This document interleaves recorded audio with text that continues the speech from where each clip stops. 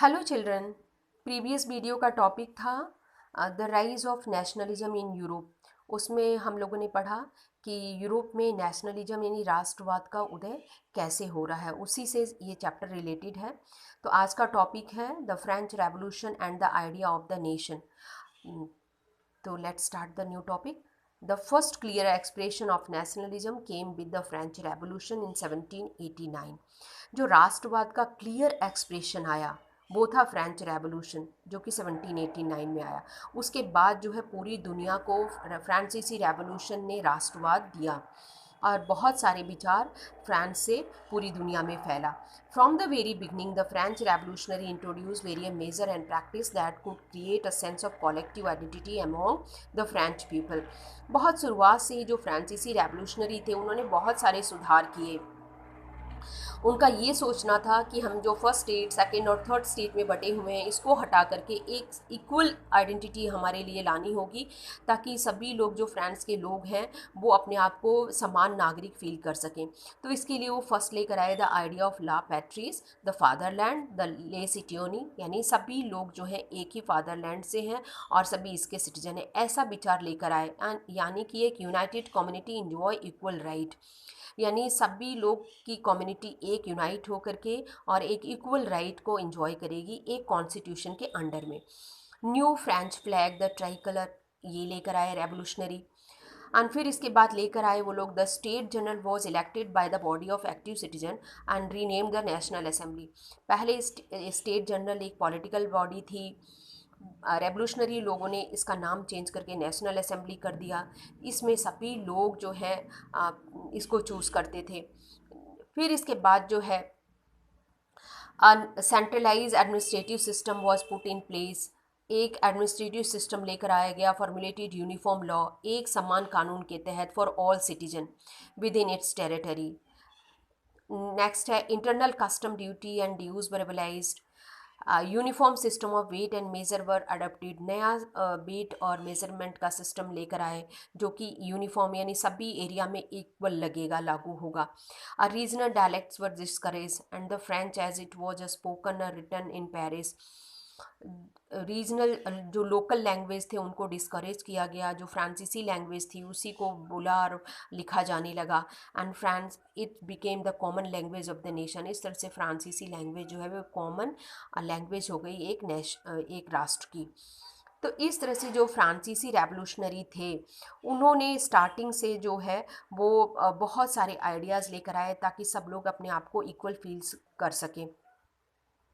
When the news and events in France reach the different city of Europe, जब France के ये news जो है डिफरेंट सिटी में यूरोप के फैले, student and other member of the educated middle class begin setting up Jacobian clubs.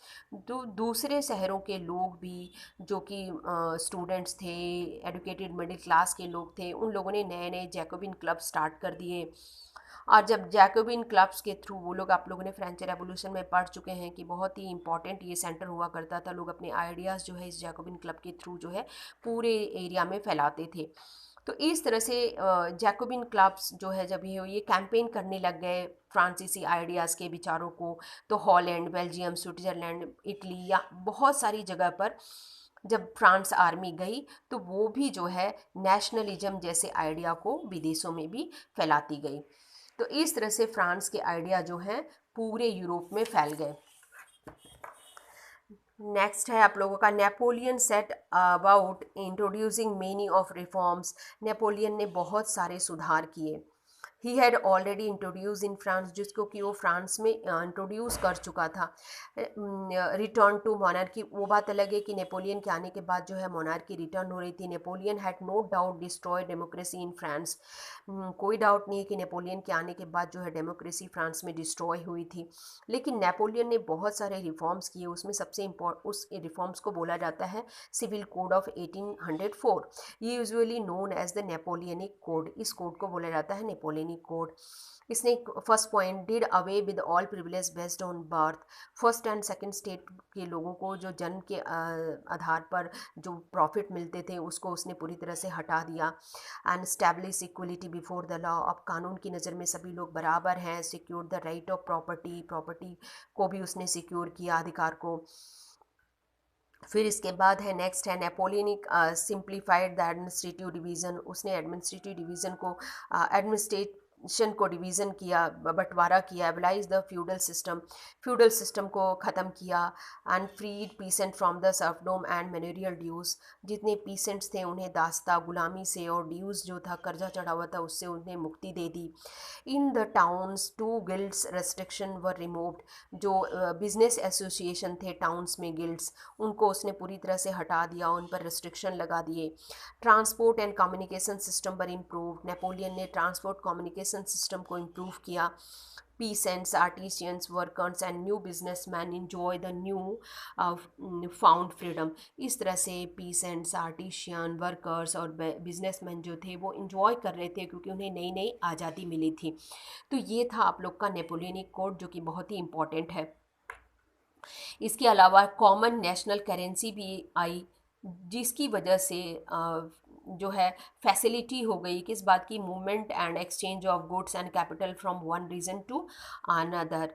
एक region से दूसरे रीजन में जो व्यापार करने का जो फैसिलिटी थी वो बहुत आराम से होने लग गई, क्योंकि इस रीजन और उस रीजन का जो करेंसी थी वो सेम थी, तो कोई व्यापारियों को परेशानी नहीं होती थी।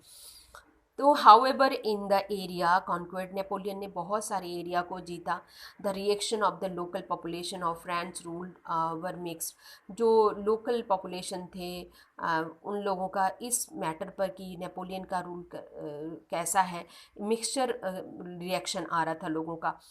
Initially in many place such as the Holland and Switzerland, और बहुत सारी सिटीज़ जैसे ब्रुसेल्स, मिन्ज, मिलान्स, बार्सा, इन सब जगहों पर जो है the French army were welcomed. यहाँ पर फ्रांसीसी आर्मी को वेलकम किया जा रहा था। लोग जो है बहुत खुश थे कुछ जगहों पर, क्योंकि लोगों को पता था ये जो है नेशनलिज्म लेकर आ रहे हैं, राष्ट्रवाद लेकर आ रहे हैं अपने देश के प्रति। लेकिन ये ज़रूरी नहीं था कि वो लोग खुश हैं तो सब लोग खुश होंगे। It's become clear that new administrative arrangement did not go hand in hand with political freedom. लेकिन जो नेपोलियन जो पॉलिटिकल सिस्टम लेकर आया, एडमिनिस्ट्रेटिव अरेंजमेंट जो लेकर के आया था, उसको लोग हाथों हाथ नहीं ले रहे थे, क्योंकि सभी लोग खुश नहीं थे उसके थ्रू। फ्रेंच आर्मी जो है वो बहुत सारे, क्योंकि इंक्रीज टैक्सेशन, टैक्स भी बढ़ गया था, सेंसरशिप जो था वो भी फोर्स अब हो गया था। लोग अब कुछ भी लिख या छाप नहीं सकते थे या कुछ भी बोल नहीं पा रहे थे।